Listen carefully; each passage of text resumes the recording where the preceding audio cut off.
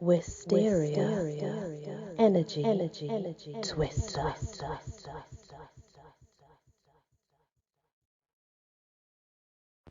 Hello everyone, welcome back to my channel and the Encyclopedia of the Fae. We're still on S, but we are now on Slua Si. Among the ranks of the malicious fairies, one of the more dangerous may be the Slua Si, or in obviously Scottish, the Slua Si. The fairy host, unlike most other types of fairies, where there can usually be found at least one or two cases of benevolent behaviour towards an exceptional human, the Slua Si delight in tormenting humans.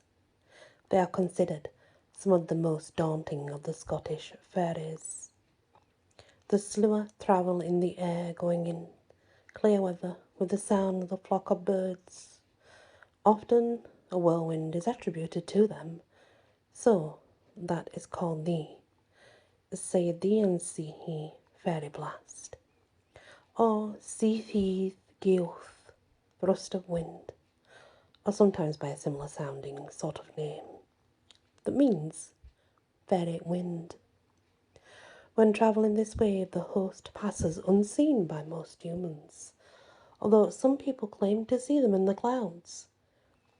The fairy host can appear at any time, but certain times present greater dangers. Any time after dark was a risk, but especially midnight, as the Scottish source explains it. The hosts travel in the air above places high, inhabited by people. The hosts used to go after the fall of night, and more particularly about midnight. Most of people who encounter the Slua Si begin with a person that's out alone and usually at night, so that anyone who needed to be out in the night was advised to be very careful. People who had to travel alone at night needed to be cautious to avoid the host. The Slua Si delights in snatching humans up and compelling them to join the host's activities, including harassing other humans. Their activities might include kidnapping humans, which the fairies want for brides, as well as humans they take for no other purpose than just to torment them.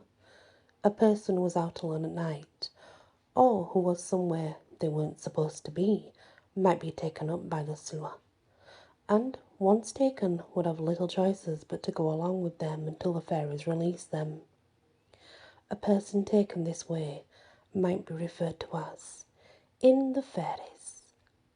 When a person was taken, they might be carried to another country, province, even access to another place altogether. Then left to slowly find their own way home. This is something we see in a variety of stories that could be typified perhaps in Hyde's Gleish Nagustu, which describes the adventures of a young man who finds himself among the host, travelling to Italy and France with them. Although the story of Guleesh ends well enough for him, no one who is taken by the Slua is ever truly safe, as they are always mercurial and dangerous to humans. Other folklore of the Slua Si relates to those who are out and see the host passing with a human captive. There are several methods to force the Slua to release people they may be carrying along, but one of the most well known is repeated, for example, by McNeill in The Silver Bough. It is to toss a handful of dirt from the road, a left shoe or an iron knife into the air while yelling, "This is yours, that is mine." Common wisdom says that the person being carried would then be freed. Such a person who had been taken by the Slua and returned from them could be sought out for advice on fairies and were considered knowledgeable on the subject in the same way that people who were friends of the fairies would be. In Scotland, some people believe the Slua Si, or also called the fairy host of the air, are spirits of those humans who died with unforgiven sins or filled with sin. Evans Wentz related stories of the Slua as both the mortal dead and fallen angels, showing that the belief was not entirely clear-cut. In Irish folk tales related to authors like Yeats and Hyde, however, the fairy host are distinct from the human dead and act like fairies in other tales, engaging in behaviours such as stealing human brides to force them to wed members of their own group. The Slua may include fairy horses, hounds, and a variety of fairy beings, as well as the human dead. There is no simple division to be found here, and it's likely that the Slua represent both fairies who were never human and some may once have lived as humans, but are now counted among the host. The fairy host, like other fairies, is usually invisible to the humans, but they can be sensed, then make a sudden appearance. In wind, you'll hear the sound of voices, armour clinking, people shouting. He heard a great noise coming like the sound of many people running together and talking and laughing and making sport, and the sound went by him like a whirl of wind. Just like that. According to some Irish folklore, the Slua appear as a dust devil, which move over roads and hedges as the good neighbours travel. When the whirlwind appeared, people would react by saying, "Good luck to them, the ladies and gentlemen," or by averting their eyes, turning their backs and praying. The use of the phrase wishing luck to potentially harmful spirits and calling them ladies and gentlemen reflects the common practice of appealing the more dangerous fairies.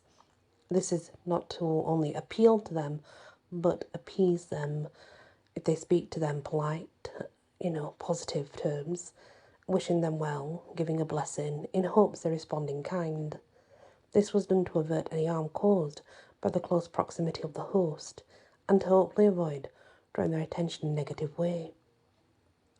The sea, Gioth, fairy wind, which indicated the Slua were present, could bring illness or cause injury as it passed by, contributing to its fearsome reputation.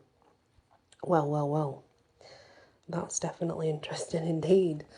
Seems they do have a fearsome reputation. After all, they do sound like air fairies, don't they? The next one is Spriggans.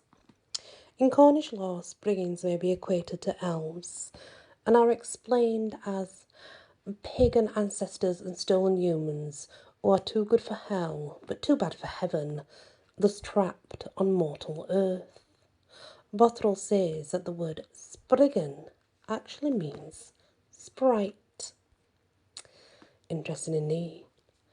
Svartalfar means black elves, and that's what we're on now, the Svartalfar, black elves. In Icelandic mythology, they possess their own world, and obviously that's Svartalfar. The were all dwarves, they live there, It creates a long-standing confusion about whether they are truly elves in their own right or they're actually another name for dwarves, who knows. But both are associated with mountains, mountain regions, but seem to have a distinct and separate focus in activities and interactions with people. Grimm believes that the Swatalfar were good-natured beings and argues that they received worship from people into the 19th century. What do you think, guys? Are dark elves good or bad? Are they seelie and unseelie? Are they as bad? Who knows, right? That's for you to try to decide for yourself. Thank you for listening to this episode of The Fae. Please hit that like, share if you can, and if you've not yet subscribed, please consider doing so. Many blessings. Wysteria. Energy. Twister.